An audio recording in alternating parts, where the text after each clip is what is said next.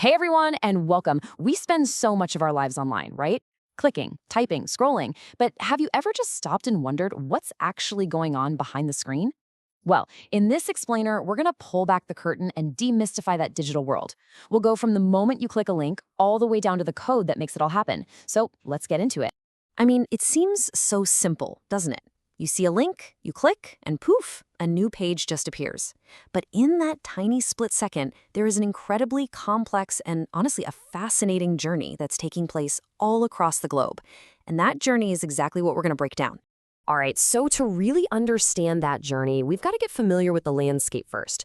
Let's start with the parts of the digital world that we all see and interact with pretty much every single day. So the most basic building block of all this is the web page. Just think of it like a single digital document. Every news article you read, every video you watch, yep, even this very explainer you're watching right now, it all lives on its own individual web page. Okay, so if that's a web page, then what's a website? Well, it's pretty simple. It's just a collection of those individual web pages, all bundled together and linked up under one single address. And all those pages, they're stored on a special computer called a web server, just waiting for you to come visit. And a blog? Well, that's just a special kind of website. The main difference is that it's usually focused on posts or articles that are published regularly. You can kind of think of it like a digital magazine or an online journal, where the newest stuff is usually right there at the top. Okay, so we've covered the parts we can actually see. Now, for the magic behind the curtain. Let's dive into the hidden engine that makes all of this show up on your screen in what feels like an instant. So this four-step process is really the heart of the whole thing, and it all happens in the blink of an eye. You give an address, the internet finds its location, your browser asks for the page, and boom, the data is sent right back to you. Now to really get this, we need to know what those acronyms, URL, DNS, and HTTP actually are. First up is the URL. That's just the fancy technical term for a web address. Seriously, think of it just like a street address for a house, but for a digital location. It tells your browser exactly where to go on the enormous map of the internet to find what you're looking for. But here's the catch. Computers don't really understand names like Google.com. They think in numbers, and that's where the DNS comes in. The DNS, or Domain Name System, is basically the internet's phone book. It instantly looks up the name you typed and translates it into the numerical IP address that computers need to talk to each other. And finally, you've got HTTP. The easiest way to think about this is as the language or the set of rules that your browser and the web server use to communicate. And see that little S you always see in HTTPS? That is incredibly important. It stands for secure, and it means the entire conversation is encrypted and private. It's absolutely essential for things like online banking or shopping. All right, now this is where it gets really, really interesting. Because everything we've talked about so far, everything you can find on Google, is just a tiny, tiny fraction of the whole web. Yeah, a perfect way to picture the internet is as a giant iceberg. The part that we all see, the part sticking out of the water, is just the tip. The vast, vast majority of it is completely hidden from view, right below the surface. How much are we talking about? Well, the visible, searchable part of the internet that we use every day, the part Google can actually see, makes up only about 4% of the total. Just 4%. So this tiny 4%, that's what we call the surface web. It's everything a search engine can find for you. Public news sites, company websites, blogs. Basically, it's the internet as most of us know it. So what about the rest of that iceberg? What's under the water? Well, a massive 90% of the web is lying just beneath that surface. And this is what we call the deep web. And no, it's not the scary place you might have heard about. It's just private.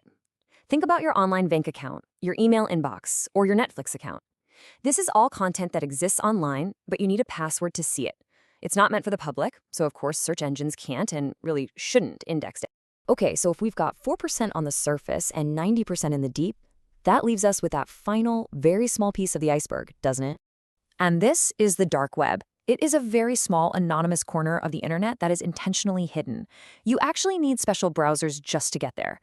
Now, while it does have some legitimate uses for things like privacy and activism, it is, unfortunately, often associated with illegal activities. It's very, very different from that huge, everyday deep web where your email lives. And of course, mentioning the dark web is the perfect lead-in to talking about security. I mean, navigating our digital world means you have to be aware of the dangers. So let's talk about that constant tug of war between the people who try to break into our systems and those who work to protect them. You've probably heard the word hacker thrown around a lot, but it isn't always a bad thing. A white hat hacker is one of the good guys. They're an ethical professional, often hired by companies to find security holes so they can be fixed. The black hat hacker, on the other hand, is the attacker, the criminal who's trying to break in for money, to steal data, or just to cause chaos. So, how do we actually protect our networks? Well, one of the most important first lines of defense is a firewall, and it acts exactly like a digital security guard standing at the front door of your network. It inspects all the data trying to come in and go out, and it blocks anything that looks even remotely suspicious or unauthorized. That kind of security is obviously critical when we're talking about money. And, different online transfer systems are built for different needs. For example, some systems like NEFT process payments in batches, which is totally fine for things that aren't urgent. But others like RTGS and IMPS, they're built for real-time instant transactions. They prioritize speed for everything from huge business payments to just sending a few bucks to a friend. We've talked so much about the network, but what about the actual machine that's sitting right in front of you? To finish our journey, let's take a quick peek inside the computer itself and understand the parts that power this whole digital experience. Right at the heart of your device is the CPU, the central processing unit. It's literally the computer's brain. It's made up of a few key parts. You've got the ALU, which handles all the math, the control unit, which is like a traffic cop directing the flow of information, and the memory unit, which gives the brain some super fast, temporary storage for whatever it's working on right this second. Now, that brain needs two different kinds of memory to work properly. Think of RAM as the computer's temporary workbench. It's where you put everything you're actively working on. It's incredibly fast, but as soon as you turn the power off, that whole workbench gets wiped clean. ROM, on the other hand, is like a permanent instruction manual. It holds the essential, unchangeable instructions your computer needs just to wake up and start properly. So, there you have it. From a single, simple click to this complex dance of data that zips across the globe, there's an entire universe operating just behind our screens. Hopefully, the next time you click a link, you'll have a new appreciation for that incredible journey. And maybe this will inspire you to tackle your own goals, whether it's learning more about tech or anything else, with that same kind of energy and focus. Thanks for watching.